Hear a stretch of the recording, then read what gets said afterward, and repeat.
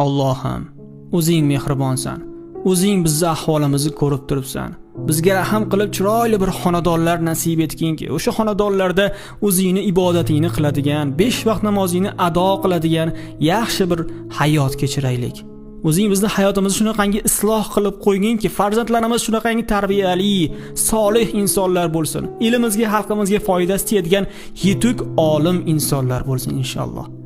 Allohim, ota-onamizni ko'rib turibsan, ibodatlariga, issiq suv, sovuq suvga sharoitlari yetadigan chiroyli bir xonadonlar nasib et, qiynalishmasin qaragan chog'larda.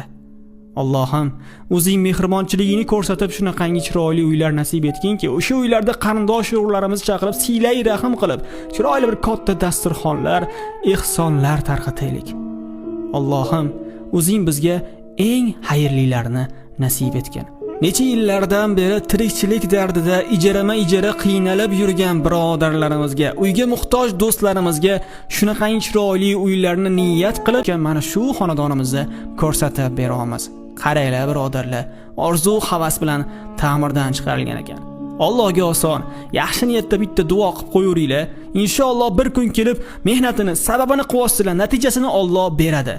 Haqiqiy san'at asari bo'pti. Qaranglar, bekami ko'z, umuman kamchilik topa olmaysizlar. Inshaalloh menga ham nasib ro'za aylasin deganlar, inshaalloh deb yozib qoldiringlar.